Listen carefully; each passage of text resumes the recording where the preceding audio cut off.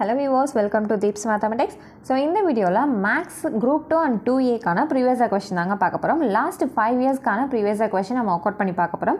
So already first 5 sums 2022 ல Group 2 ல கேட்கப்பட்ட முதல் 5 கணக்குகள் வந்து work out பண்ணி already போட்டாச்சு.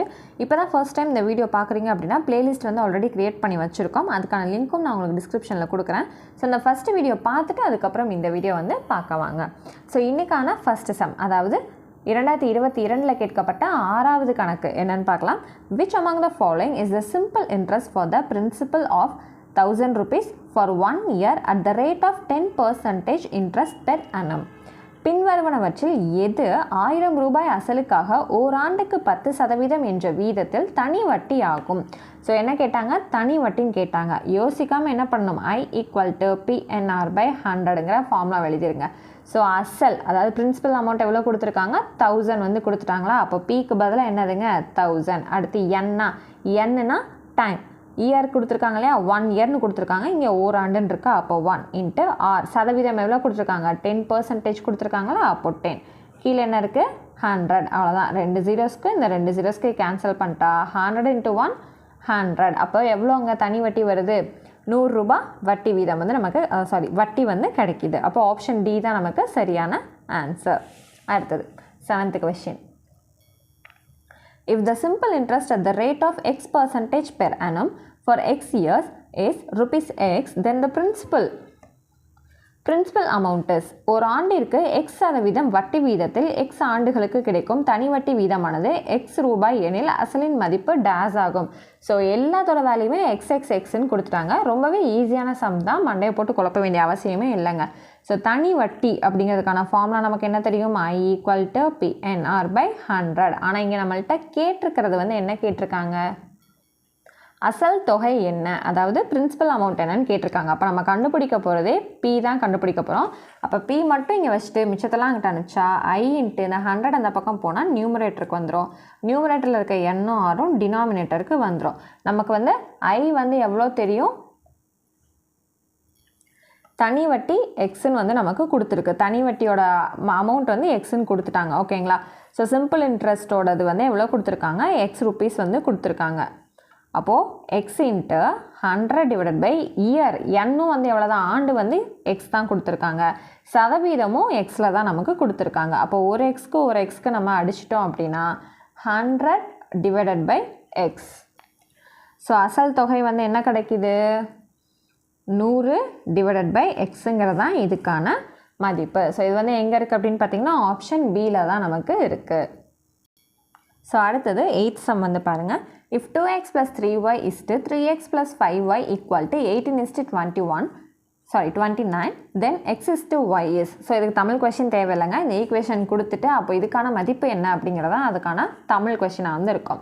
சரிங்க, இப்போ என்ன பண்ணலாம் அப்படின்னு பார்த்தீங்கன்னா, இந்த மாதிரி 2 சைடும் ரேஷியோவில் இருந்துச்சுன்னா ஃபஸ்ட்டு இந்த ரேஷியோ இந்த இஸ்ட்டுக்கு முன்னாடி இருக்க வேல்யூவையும் இந்த இஸ்ட்டுக்கு முன்னாடி இருக்க வேல்யூவும் ஈக்குவல் டு போட்டு ஈக்குவேட் பண்ணி நம்ம எழுதிக்கலாம். அப்போ 2x + 3y ஈக்குவல் டு இங்கே இருக்கு இல்லையா 18, இது ஈக்குவேஷன் நம்பர் 1ன்னு வச்சுக்கலாம். அடுத்து என்னங்க இருக்குது? 3x + 5y ஈக்குவல் டு 29 இருக்கா? இது ஈக்குவேஷன் 2. இப்போ என்ன பண்ணலான்னா எக்ஸுக்கும் ஒய்க்கும் வேல்யூ தெரியணும். ஓகேங்களா? அது வேல்யூ தெரியணும் அப்படின்னா என்ன பண்ணலான்னா எலிமினேஷன் மெத்தடுன்னு ஸ்கூலில் படிச்சிருப்போம் இல்லைங்களா? ஸோ என்ன பண்ணலாம்? ஏதோ ஒரு நம்பரால் நம்ம மல்டிபிள் பண்ணுறோம் இந்த 2 ஈக்குவேஷனையும் அப்படின்னா ஒன்று எக்ஸ் மொத்தமாக ஆடி ஆகும், இல்லைனா ஒய் மொத்தமாக ஆடி ஆகும். அது மூலமாக ஒன்று எக்ஸ் கிடைக்கும், இல்லைனா ஒய் கிடைக்கும். அதை எடுத்து இன்னொரு ஈக்குவேஷனில் சப்ஸ்டியூட் பண்ணோன்னா இன்னொரு வேல்யூ வந்து கிடைக்கும். ஸோ இதுதான் ப்ரொசீஜர். ஸோ இப்போ ஈக்குவேஷன் நம்பர் 1 நான் எதால் மல்டிபிள் பண்ண போகிறேன்னா 3ஆல் பண்ண போகிறேன். ஏன் அப்படின்னு பார்த்தீங்கன்னா 3 2s are 6 இங்கே வரும். அடுத்த ஈக்குவேஷனை நான் 2ஆல் மல்டிபிள் பண்ணும்போது 2 3s are 6 நீங்கள் வந்து இந்த ரெண்டுமே கேன்சல் ஆகி ஒய்யோட மதிப்பு கிடைக்கும். இதுதான் கான்செப்ட். சரிங்களா? புரியல அப்படின்னா ஸ்டெப்பை பார்த்தீங்கனாலே உங்களுக்கு ஈஸியாக புரியும். ஈக்குவேஷன் நம்பர் 1 ஃபுல்லாக நான் எதால் மல்டிபிள் பண்ண போகிறேன்? 3ஆல் மல்டிபிள் பண்ண போகிறேன். அப்போ என்னங்க கிடைக்கும்? 3 2s are 6x கிடைக்கும். 3 3s are 9y கிடைக்கும். 3 × 18 அப்படிங்கிறது நமக்கு என்ன கிடைக்கும்னா 54 அப்படின்னு கிடைக்கும். ஓகேங்களா?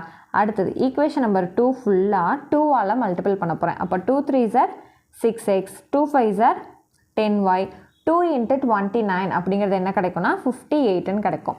இப்போது இந்த 2 ஈக்குவேஷனையுமே சால்வ் பண்ணணும்னா சப்ராக்ஷனாக மாற்ற போகிறேன். அதாவது இந்த ஈக்குவேஷனை சப்ராக்ட் பண்ணுறேன்னா கீழே இருக்க சிம்பிள் எல்லாமே என்னங்க பண்ணும், மாறிடும். அப்போ 6x - 6xனால் அப்படியே கேன்சல் ஆயிரும். இங்கே 9y - 10yனா -yன்னு நமக்கு கிடைக்கும். ஏன்னா பெரிய நம்பர் இங்கே தானே இருக்குது, ஈக்குவல் டு. அதே போல் 54ல் 58 போகுதுன்னா -4ன்னு கிடைக்கும். ரெண்டு பக்கமே மைனஸ் இருக்கனால மைனஸும் கேன்சல் ஆகிட்டு ஒய்க்கான மதிப்பு 4ன்னு நமக்கு கிடைக்கிது. சரிங்களா? இப்போது என்ன பண்ணலான்னா y = 4 அப்படிங்கிறத எதில் சப்ஸ்டியூட் பண்ணலான்னா ஈக்குவேஷன் நம்பர் 1ல் வந்து நம்ம சப்ஸ்டியூட் பண்ணலாம். ஈக்குவேஷன் நம்பர் 1 என்னது, 2x + 3y = 18. அப்போ 2x + 3 × yக்கு பதிலாக 4 போடுவோம், = 18. 2x + 3 × 4 = 12 = 18. இப்போ இந்த +12 இந்த பக்கம் வந்துச்சுன்னா -12 மாறுமா? அப்போ 2x = 18 - 12. அப்போ அடுத்தது 2x = 18 - 12னா 6. அப்போ x = இந்த மல்டிப்ளிகேஷனில் இருக்க 2 வந்து இந்த பக்கம் வருதுன்னா டிவிஷனுக்கு வரும் இல்லையா? அப்போ 1 2 3 2 6. அப்போ x = 3. நமக்கு என்ன கிடச்சிருக்கு, yயோட வேல்யூ 4, xோட வேல்யூ 3. அப்போ நமக்கு என்ன வேணும், x y தான் வேணும். அப்போ xக்கு பதிலாக 3னும் yக்கு பதிலாக 4னும் போட்டலாம். அப்போது 3:4ங்கிறது நமக்கான ஆப்ஷன் பியில் வந்து இருக்குது. அவ்வளோதாங்க. ஸோ அடுத்தது 9th question. If 5:6 = x:12, then the value of x is 5:6 = x:12 எனில் xின் மதிப்பு காண்க. அவ்வளோதான். என்னங்க கொடுத்துருக்காங்க, 5:6 = x:12. நான் என்ன சொல்லி கொடுத்துருக்கேன், இஸ்ட்டுக்கு முன்னாடி இருக்க வேல்யூவை ஃபஸ்ட்டு எழுதிக்கங்க. அதே போல் இந்த இஸ்ட்டுக்கு முன்னாடி இருக்க வேல்யூவை அது கூட ஈக்குவேட் பண்ணிக்காங்க நான் சொல்லி கொடுத்துருக்கேன். ஆனால் இந்த இடத்துல நம்மளால் அது பண்ண முடியாது. ஏன்னா இது வந்து ஈக்குவேஷன் கிடையாது. போன சம்மில் பார்த்தீங்கன்னா ஈக்குவேஷனாக இருந்துச்சு. ஸோ இதையும் ஈக்குவேட் பண்ணோம். ஆனால் இதில் என்னங்க, இது ரெண்டுமே வெறும் நார்மல் நம்பர்ஸ், ரெண்டு சைடு இருக்கிறதுமே. ஸோ இதை வந்து நம்மளால் ஈக்குவேட் பண்ண முடியாது. அப்போ என்ன பண்ணலான்னா, உங்கள் ரேஷியோ வந்து ஃபார்முலா படிச்சிருப்பீங்கன்னு நினைக்கிறேன். a:b proportional to c:d. இந்த மாதிரி இருக்குன்னா a/b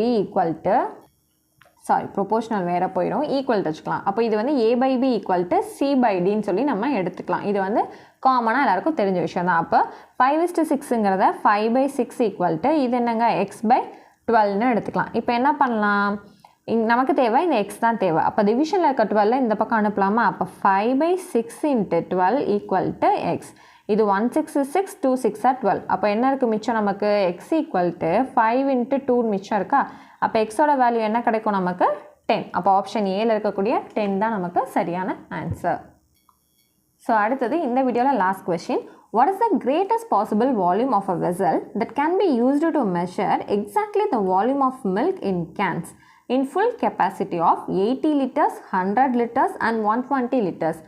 முழுவதுமாக நிரப்பப்பட்டுள்ள 80 லிட்டர், 100 லிட்டர் மற்றும் 120 லிட்டர் கொள்ளளவு உள்ள கலன்களில் பாலினை சரியாக அளக்கக்கூடிய பாத்திரத்தின் அதிகபட்ச கொள்ளளவு எவ்வளவு?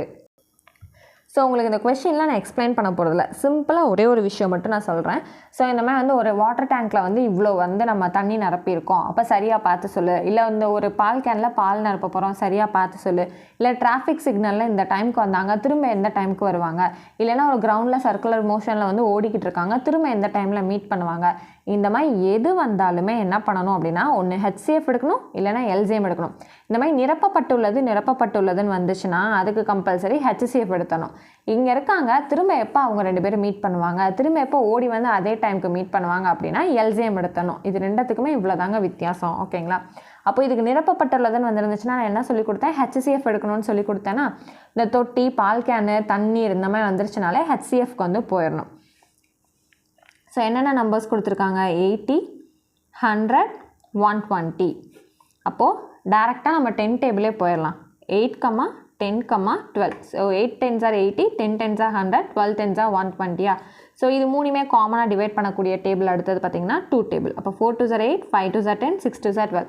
இதுக்கு மேலே மூணுமே காமனாக வந்து எந்த டேபிளாலையும் நம்மளால் டிவைட் பண்ண முடியாது. அப்போ ஃபைனலாக நமக்கான HCF வந்து என்னதுங்க, 10 × 2ங்கிறது 20. ஸோ இதுக்கான வேல்யூ வந்து 20 லிட்டர்ஸ். ஆப்ஷன் ஏல இருக்கிறது தான் நமக்கு சரியானது. இது மூணையுமே ஒரே மாதிரி பார்க்கணும் அப்படிங்கிறனால HCF வந்து எடுத்துட்டோம். ஓகேங்களா? ஸோ 10 கொஸ்டின்ஸ் வந்து நம்ம கம்ப்ளீட் பண்ணிட்டோம். இதில் ஏதாவது உங்களுக்கு டவுட்ஸ் இருந்துச்சு அப்படின்னா தாராளமாக கமெண்ட் செக்ஷனில் நீங்கள் கமெண்ட் பண்ணுங்கள். அதுக்கான சொல்யூஷன்ஸ் எல்லாமே ஃபர்தராக அடுத்த வீடியோவில் வந்து உங்களுக்கு நான் கொடுக்குறேன். ஸோ இப்போ குரூப் 2A 2022 வந்து மேக்ஸ் கொஷின் 10 கொஷின்ஸ் கம்ப்ளீட் பண்ணிட்டோம். ஸோ நெக்ஸ்ட் கிளாஸில் அடுத்த 5 கொஷின்ஸ் பார்க்கலாம். தேங்க்யூ.